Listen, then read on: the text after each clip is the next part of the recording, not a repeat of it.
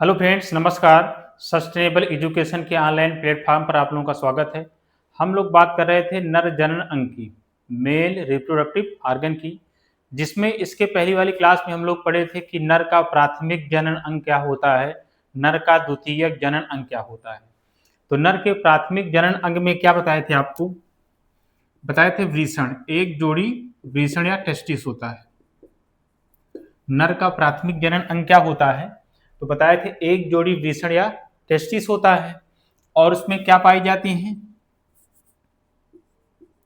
नर जनन कोशिकाएं पाई जाती हैं।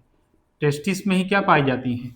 टेस्टिस के अंदर ही आपको बताए थे नर जनन कोशिकाएं पाई जाती हैं, जो कि दो प्रकार की कोशिकाओं में डिवाइड होती हैं। एक होता है अंतः कोशिका और एक होता है बाह्य कोशिका। अंतः कोशिका में आपको बताए थे जो अंतः कोशिका है वह दो प्रकार की कोशिकाओं में विभाजित होती है, जिसमें पहली होती है नर जर्म कोशिका।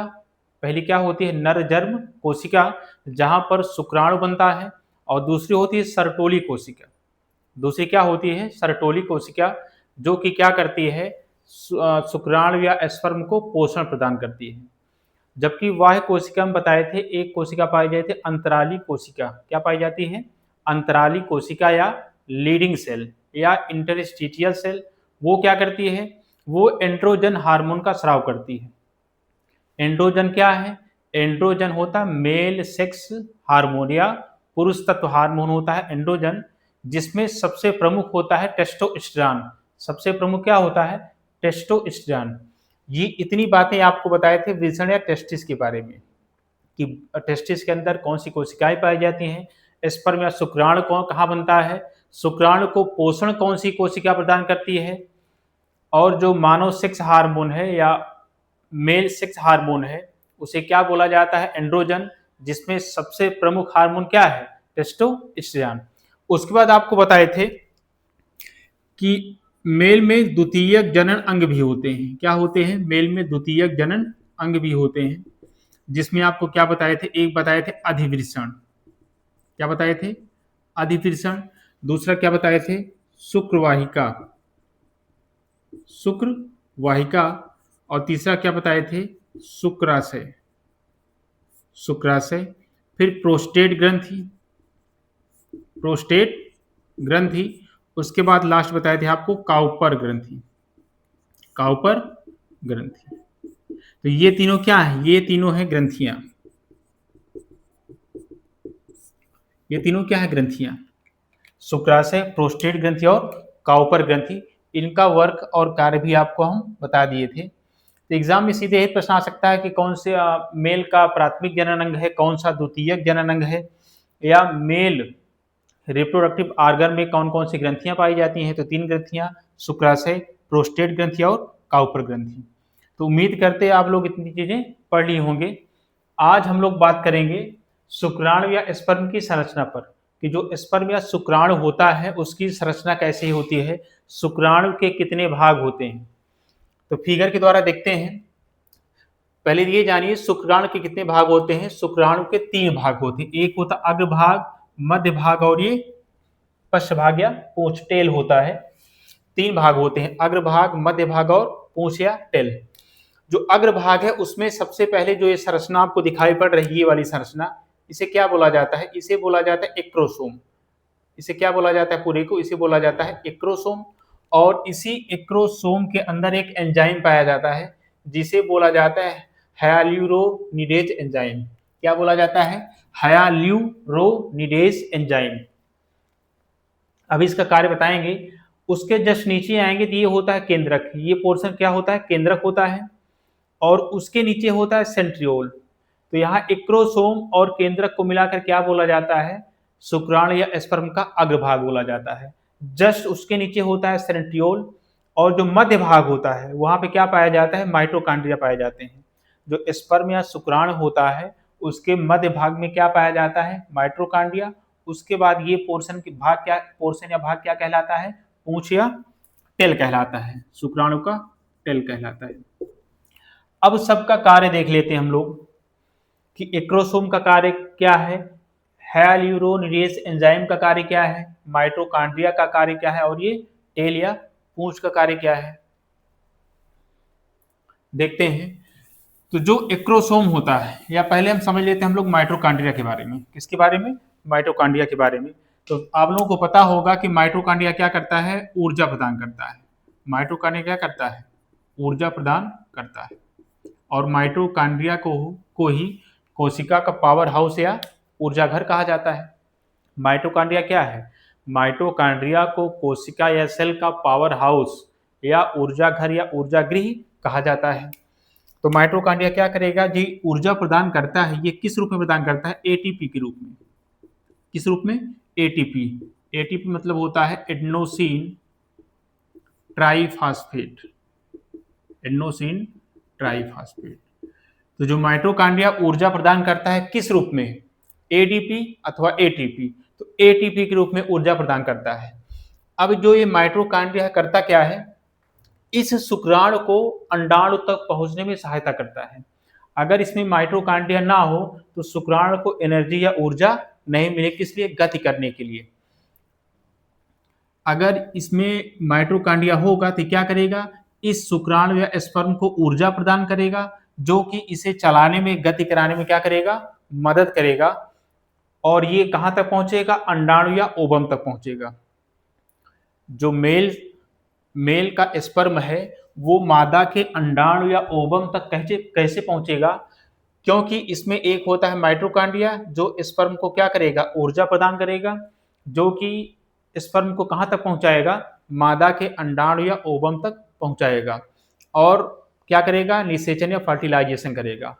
तो यहीं तक ये ऊर्जा प्रदान करता है। अंडाणु से मिलने के बाद, निषेचन होने के बाद इसकी माइटोकॉन्ड्रिया की ऊर्जा क्या होती है? समाप्त हो जाती है। माइटोकॉन्ड्रिया समाप्त हो जाता है। देखिए, मान लेते हैं ये क्या है? ये एक अंडाणु है।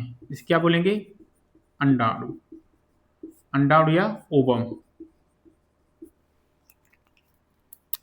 कहां पाया गया? ये फीमेल में। यहां से स्पर्म आता है, बहुत सारे स्पर्म आते हैं।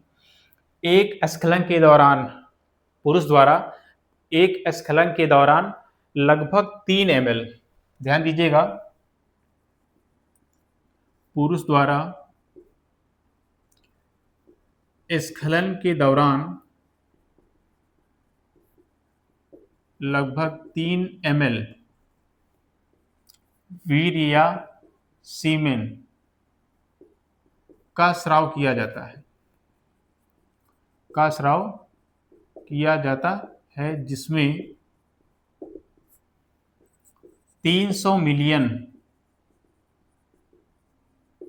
शुक्राणु या स्पर्म उपस्थित होते हैं।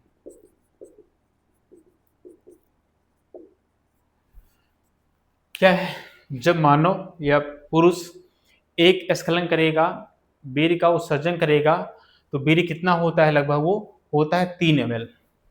एक स्खलन के द्वारा 3 ml वीर्य या सीमन का स्राव किया जाता है, जिसमें शुक्राणुओं की संख्या कितनी होती है? लगभग 300 मिलियन। कितने शुक्राणु होते हैं? 300 मिलियन। जो सीमेन होता है 3 ml, उसमें कितने होते हैं? 300 मिलियन शुक्राणु या स्पर्म होते हैं। अर्थात 1 ml वीर्य में कितने होंगे शुक्राणु? 100 मिलियन होंगे। ठीक है ना? तो होता क्या है, एक बार स्खलित होने लगभग 300 मिलियन शुक्राणु निकल तो गए, लेकिन अंडाणु तक कितने पहुंचते हैं? लगभग 100 के आसपास पहुंचते हैं 300 मिलियन, लेकिन रास्ते में काफी डेड हो जाते हैं शुक्राणु या इमेच्योर होते हैं, वो अंडाणु तक नहीं पहुंच पाते हैं। तो जब यहां से 300 मिलियन शुक्राणु निकलेगा, लेकिन अंडाणु तक कितना पहुंचेगा? अंडाणु के पास केवल 100 के आसपास पहुंचते हैं। कितने? 100 के आसपास शुक्राणु पहुंचते हैं।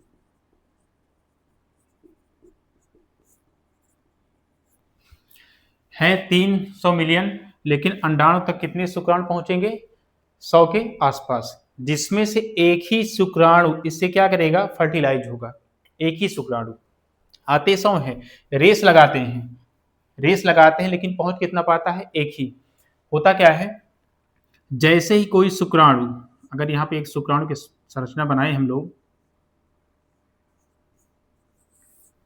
तो क्या होगा, आएंगे तो 100 के आसपास शुक्राणु, लेकिन एक ही शुक्राणु यहाँ पर इसके अंडाणु या ओवम के अंदर इंटर कर पाता है, प्रवेश कर पाता है। तो यहाँ पर जो एक्रोसोम के अंदर हाइल्यूरोनिडेज एंजाइम पाया जाता है, ये क्या करता है, ये क्या करता है, अंडाणु या ओवम की झिल्ली को तोड़ता है। यहाँ जो एंजाइम है ये क्या करेगा, इसकी झिल्ली को, ये झिल्ली कठोर होती है, इस झिल्ली को क्या करेगा, तोड़ेगा। और जैसे ही यहाँ पर ये एंजाइम इस झिल्ली को तोड़ेगा, तुरंत ही यहाँ पे जो अन्य जगह संरचनाएं हैं ये क्या होंगी, कठोर हो जाएंगी। इसका मतलब ये हुआ कि कोई अन्य शुक्राणु अब इस ओवम या अंडाणु के अंदर प्रवेश नहीं कर पाएगा। जैसे ही एक्रोसोम का हाइल्यूरोनिडेज एंजाइम अंडाणु की झिल्ली को तोड़ता है, जैसे ही तोड़ेगा तो ये क्या होगा, इसके अंदर इंटर कर जाएगा, प्रवेश कर जाएगा। और जैसे ही इससे टच होगा, तोड़ेगा इस झिल्ली को, इस जगह को तोड़ेगा, तुरंत ही अंडाणु के अन्य जगह की जो संरचना है, दीवारें हैं, झिल्लियां हैं, वो क्या हो जाएंगी, इतनी कठोर हो जाएंगी कि अन्य शुक्राणु इसके अंदर प्रवेश नहीं कर पाएंगे। मान लो यहाँ और अन्य भी शुक्राणु आ गए तो ये अंदर प्रवेश नहीं कर पाएंगे, यही क्या होंगे, डेड हो जाएंगे। तो क्या होगा, जैसे ही शुक्राणु अंदर प्रवेश करेगा, क्या होगा, यहाँ पे इसका संलयन हो जाएगा। क्या हो जाएगा, संलयन। और इसे क्या कहा जाता है, फर्टिलाइजेशन या निषेचन। जब मेल गैमीट पुरुष युग्मक, तो मेल गैमीट पुरुष युग्मक क्या है, शुक्राणु या स्पर्म, और मादा युग्मक, देखिए एक होता है नर युग्मक, इसे क्या बोलेंगे, शुक्राणु या स्पर्म, शुक्राणु या स्पर्म। और मादा युग्मक क्या होता है, अंडाणु या ओवम। तो जब नर युग्मक मेल गैमीट का फीमेल गैमीट अर्थात मादा युग्मक से संलयन होता है, युग्मन होता है, तो उसे ही निषेचन या फर्टिलाइजेशन कहा जाता है। तो जब यहाँ से एक पुरुष द्वारा एक स्खलन में कितना वीर्य या सीमेन निकाला जाएगा, लगभग उसमें होते हैं 300 मिलियन शुक्राणु होते हैं। और अंडाणु तक कितने शुक्राणु पहुंच पाते हैं, 100 के आसपास। लेकिन अंडाणु के अंदर कितना शुक्राणु इंटर कर पाता है, एक। जैसे ही एक्रोसोम यहाँ पे होगा, टच करेगा इस अंडाणु की झिल्ली से, यहाँ से एक एंजाइम रिलीज होगा, उस एंजाइम का नाम क्या है, हाइल्यूरोनिडेज एंजाइम। और जैसे झिल्ली को तोड़ेगा, अंडाणु की अन्य जगह की झिल्लियां क्या हो जाएंगी, कठोर हो जाएंगी, जिससे अन्य कोई शुक्राणु इस अंडाणु के अंदर प्रवेश ना कर पाए।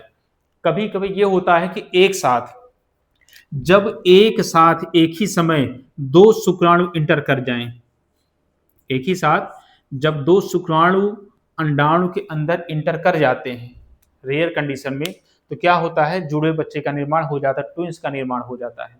एक ही समय पर जब दो शुक्राणु अंडाणु के अंदर क्या करें, प्रवेश कर जाएं, तो जुड़वा बच्चे का निर्माण हो जाता है। तो यहाँ पर जो शुक्राणु में माइटोकॉन्ड्रिया पाया गया, उसका कार्य क्या था, ये इसको गति प्रदान करेगा और कहाँ तक पहुंचाएगा, अंडाणु तक।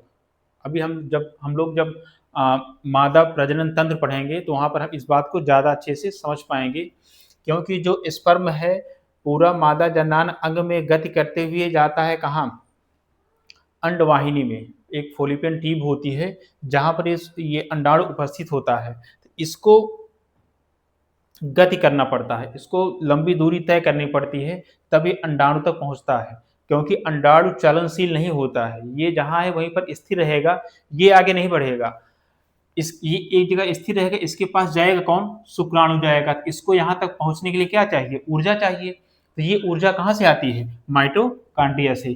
क्योंकि जो शुक्राणु या स्पर्म है उसके मध्य मार्ग में माइटोकॉन्ड्रिया पाया जाता है, जो शुक्राणु को ऊर्जा प्रदान करता है एटी के रूप में। यह ऊर्जा क्या करती है, शुक्राणु को गति करने और अंडाणु तक पहुंचने में सहायता करती है।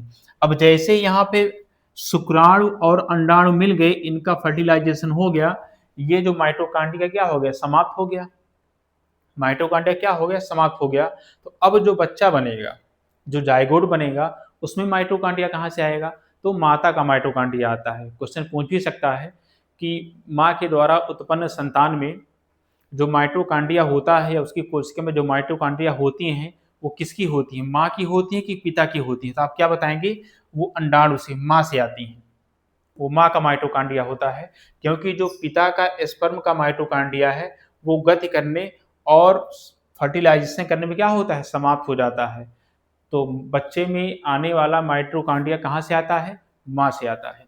उसके बाद जो पूंछ है टिल, इसका कार्य क्या है, ये भी क्या करता है, गति प्रदान करता है शुक्राणु को, मूवमेंट करने में, गति करने में क्या करता है, सहायता करता है। क्या, ये पूंछ या टिल। तो इसका स्क्रीनशॉट ले लीजिए। उसके बाद हम लोग बात करते हैं मादा प्रजनन तंत्र के बारे में। चलिए आगे बात करते हैं हम लोग मादा जनन अंग या फीमेल रिप्रोडक्टिव ऑर्गन के बारे में। तो पहले जानते हैं कि मादा या फीमेल का प्राथमिक जनन अंग क्या होता है। तो फीमेल का प्राथमिक जनन अंग होता है एक जोड़ी अंडाशय या ओवरी। जिस प्रकार पुरुष में प्राथमिक जनन अंग क्या था, एक जोड़ी वृषण या टेस्टिस, उसी प्रकार फीमेल में भी प्राथमिक जनन अंग क्या होता है, एक जोड़ी अंडाशय या ओवरी होता है। और अंडाशय कहाँ होता है, ये होता है संख्या में दो, जोड़ी मतलब क्या होता है, संख्या में दो, एक ये हो गया और एक ये हो गया, इसे ही क्या बोला जाता है, अंडाशय या ओवरी बोला जाता है। एक होता है राइट साइड, एक होता है लेफ्ट साइड। जबकि द्वितीय जनन अंग क्या होते हैं, इसे बोला जाता है अंडवाहिनी नलिका। ये जो स्ट्रक्चर है यहाँ से यहाँ तक, ये पूरा क्या कहलाता है, इधर भी और इधर भी, इसे ही बोला जाता है अंडवाहिनी नलिका। अंडवाहिनी नलिका, इसे अंग्रेजी में बोलेंगे फोलोपियन ट्यूब, या इसे ही डिम्ब वाहिनी या ओविडक्ट भी कहा जाता है। अंडवाहिनी नलिका को अंग्रेजी में क्या बोलेंगे, फोलोपियन ट्यूब, इसे डिम्ब वाहिनी या ओविडक्ट भी कहा जाता है। अगला द्वितीय जनन क्या है, गर्भाशय या यूट्रस। तो ये पूरी संरचना क्या होती है, ये जो रेड से दिखाया गया है ये पूरा क्या है आपका, इसे बोला जाता है गर्भाशय या यूटिरस। और लास्ट होता है योनिया वेजाइना, ये होता है क्या, योनिया वेजाइना। तो ये फीमेल का प्राथमिक जनन अंग क्या है, एक जोड़ी अंडाशय। द्वितीय जनन अंग क्या होते हैं, अंडवाहिनी नलिका, गर्भाशय और योनिया वेजाइना। ये अंडाशय होता है, प्राथमिक जनन अंग हो गया, ये होता है, ये संरचना क्या है आपकी, अंडवाहिनी नलिका या डिम्बवाहिनी। जबकि ये संरचना क्या है आपकी, गर्भाशय या यूट्रस, और ये होता है योनिया वेजाइना। और यहाँ पर क्या होता है, ये यहाँ से गर्भाशय शुरू होता है, इसे बोलते हैं गर्भाशय ग्रीवा या सर्विक्स। कभी कभार महिलाओं में गर्भाशय ग्रीवा या सर्विक्स में क्या हो जाता है, कैंसर हो जाता है। आजकल ये ज़्यादा बढ़ रहा है कि गर्भाशय ग्रीवा या सर्विक्स में क्या हो जा रहा है, महिलाओं को कैंसर हो जा रहा है। उसके बाद दो ग्रंथियां भी पाई जाती हैं फीमेल में, एक होती है विकसित स्तन ग्रंथि और दूसरी क्या होती है, बार्थोलिन ग्रंथि। जिस प्रकार मेल में तीन ग्रंथियां पाई गई थी, एक था शुक्राशय, दूसरा क्या था प्रोस्टेट ग्रंथि, और तीसरा क्या था काउपर ग्रंथि। उसी प्रकार फीमेल में भी दो ग्रंथियां पाई जाती हैं, जिसमें एक होता है विकसित स्तन ग्रंथि या मेमेरी ग्लैंड, जबकि दूसरा क्या होता है बार्थोलिन ग्रंथि। अब ये बार्थोलिन ग्रंथि करती क्या है, इसका कार्य क्या है, ये क्या करती है, योनि को चिकनाई प्रदान करती है,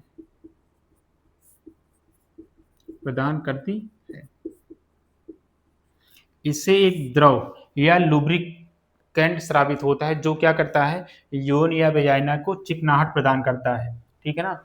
लेकिन कभी कभार अगर इस बार्थोलिन ग्रंथि का जो छिद्र होता है, होल होता है, अगर वो क्लोज हो जाए, बंद हो जाए, तो इससे जो लुब्रिकेंट निकलता है, श्लेष्म पदार्थ निकलता है, वो बाहर नहीं निकल पाता और उसी ग्रंथि में क्या होता है, इकट्ठा होता रहता है। तो वहां पर एक सिस्ट बन जाती है, जिसे बोला जाए बार्थोलिन सिस्ट। तो वो दवा द्वारा या सीजर या ऑपरेशन द्वारा उसे निकाला जाता है। बस उसका एक ही कार्य है, वेजाइना को चिकनाई प्रदान करता है। अगर ये ग्रंथ निकाल दी जाए तो वेजाइना में चिकनाई नहीं आएगी। ये ग्रंथ याद रखिएगा, बार्थोलिन ग्रंथि। अब आपको क्या बताए थे, जब आपको बताए थे कि जो स्पर्म है, क्या बताए थे, शुक्राणु या स्पर्म, ये करता क्या है, इधर दिखाते हैं आपको। मान लो यहां से वेजाइना से क्या किया, शुक्राणु इंटर किया अंदर, शुक्राणु क्या किया, इंटर किया।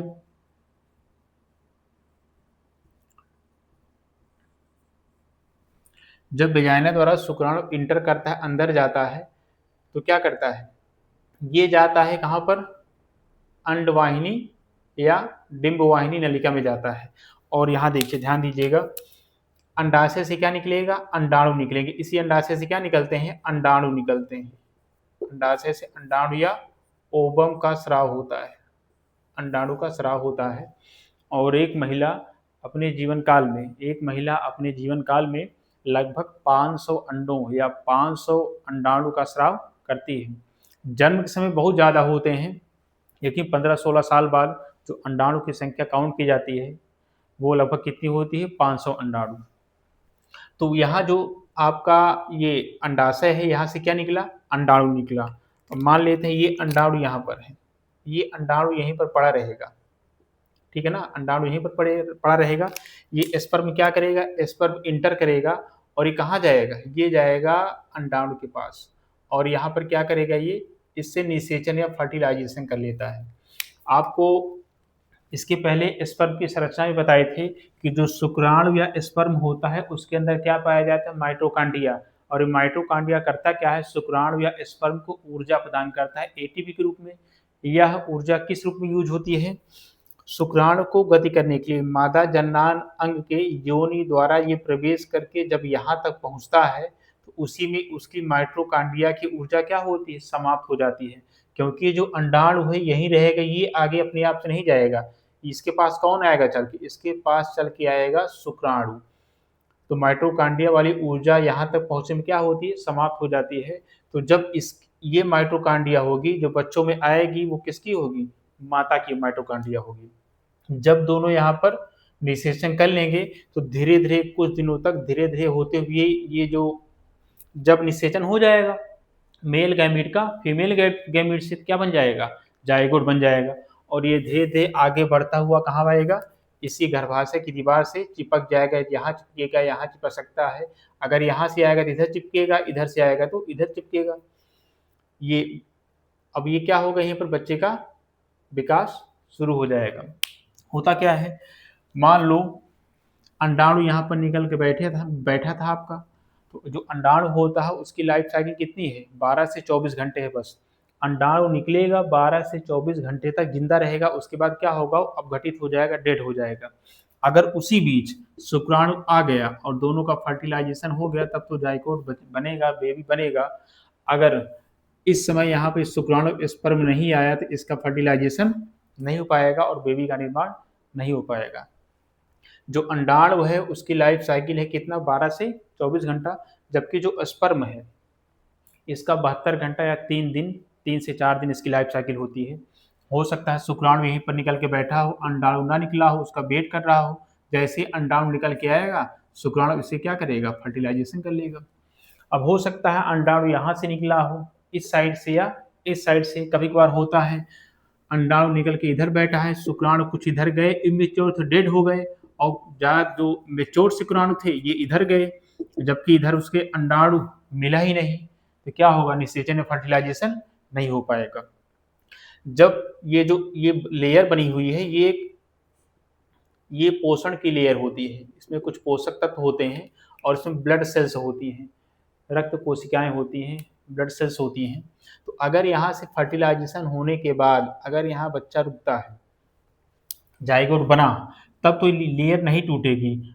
अगर फर्टिलाइजेशन नहीं हुआ, जाइगोट नहीं बना, तो क्या होगा, ये लेयर टूट जाती है, बेजाने के द्वारा बाहर निकलती है, जिससे हम लोग क्या बोलते हैं, मासिक धर्म या एमसी साइकिल बोला जाता है। तो इसके बारे में हम लोग नेक्स्ट क्लास में पढ़ेंगे, ये प्रोसेस पूरा कैसे होता है। अगर यहाँ फर्टिलाइजेशन हो गया तब तो ये लेयर नहीं टूटेगी, मासिक धर्म नहीं होगा। अगर ये यहाँ पे जाइगोट बन गया है, बेबी का निर्माण हो रहा है, तो ये लेयर नहीं टूटेगी, क्योंकि ये लेयर क्या करती है, इसे बेबी को क्या करती है, पोषण प्रदान करती है, ठीक है ना। तो उम्मीद करते हैं इतनी बातें आपको समझ में आ गई होंगी। अब महिलाओं में पीरियड्स कैसे होते हैं, मासिक धर्म कैसे होते हैं, इसकी साइकिल कैसे होती है, इसका प्रोसेस कैसे होता है, हम लोग अगली क्लास में पढ़ेंगे। तो मिलते हैं नेक्स्ट वीडियो में, तब तक के लिए नमस्कार, जय हिंद।